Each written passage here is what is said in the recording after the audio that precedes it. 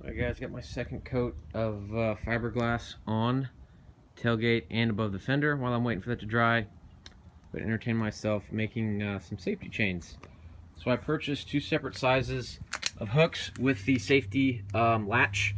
This size for the shackles, and then the smaller size here for the weld-on shackles. I'm gonna crisscross the chains, so I'm gonna kind of get these eyeballed in, get them cut, get the chains put on, and it'll be a simple little project while I'm waiting for my fiberglass to dry.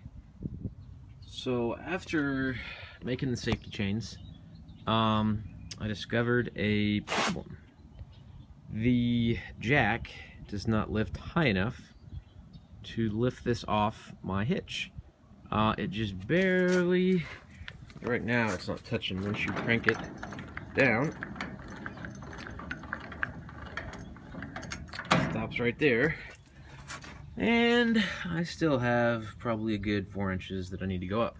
So, obvious problem is if I had the wheel on there, the wheel would make that substantially higher, probably the 4 inches I would need. So I got a couple choices: to put the wheel on, or potentially modify this to work. So my first thought is I already don't like the angle that it sits. As you can see, the foot really is off center.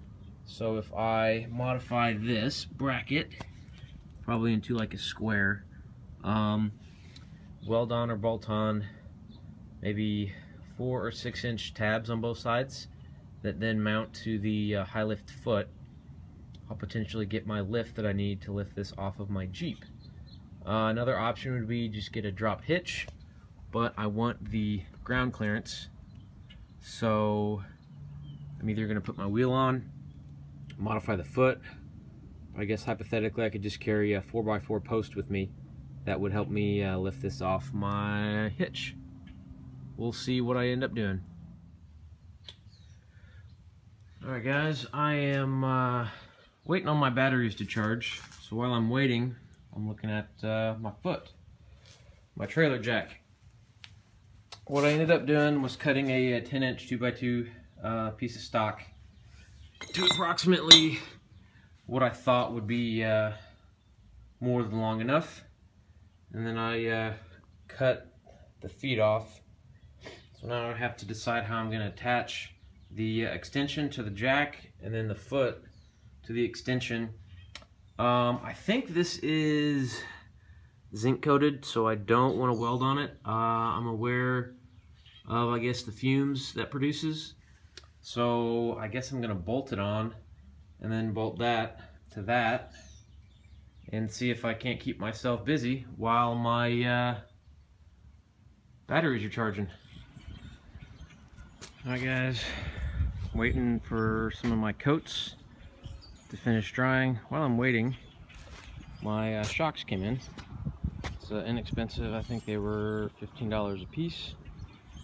Standard rear Ford Ranger shock. Part number 32237. So while I'm waiting for this to dry, I'll get these shocks put on. Alright, today I'm going to be working on some tie downs for the truck bed. It of course is raining, so I'm in my garage again. Picked up 6 sets of these little bolt-on D-rings. They're rated for 5,000 pounds, but obviously they're only as strong as what you have them mounted to. So I also got some carriage bolts that will fit nicely into the holes, along with some large fender washers, lock washers, and matching nuts. So being that this doesn't have any tie downs, all you really have are the stake pockets, which I have a plan for those later on. So basically what I'm going to do is probably mount 2 up front, 1 in the rear on both sides of the truck bed. Should be fairly easy to access the underside of this simply by going underneath the fender, and then of course you're going to have the side of the truck bed right there. On a side note, I did get the new shocks installed fairly easily. So there they are. So let's get some holes drilled, get these shackles mounted up, see how they do. Alright, so sitting on the ground, back of the trailer, my 2 pieces of scrap metal. So these can be about the right length. Go down, make a foot for this one, similar to the high to lift jack foot. Then somehow mount these so they in turn swing. I have seen a couple of videos where they put 2 in a tripod form, and then between the 2 of them they run a ratchet strap, and as you tighten the ratchet strap it would get closer, leveling it, or if you would loosen it they would flare out. So that is a possibility considering I have 2. The concern I do have is I don't want it to stick down below this, so I'm gonna think it through, play around. It's fairly difficult to mock it up because there's pivot points, different mounts. So I'm gonna play around with it a little bit more and see what I come up with. Alright guys, doing a little rainy day work.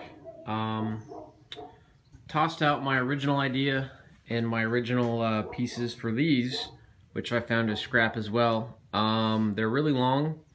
I'm gonna cut them down to 36 inches with the feet extended.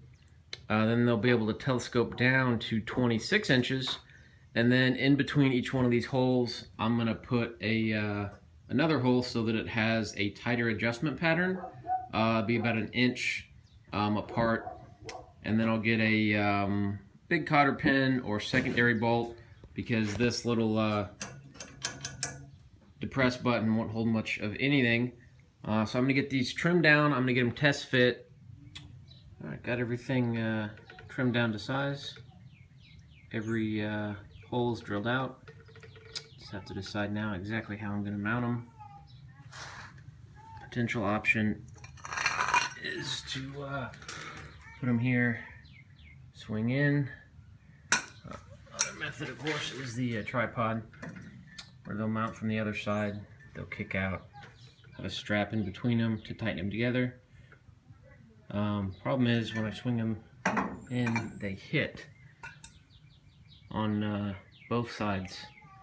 So I'm thinking about actually welding on a piece here, the same size as the bumper, that'll go down. That way these will be flush to this, then can swing down, function as a tripod. We'll see what I decide on doing.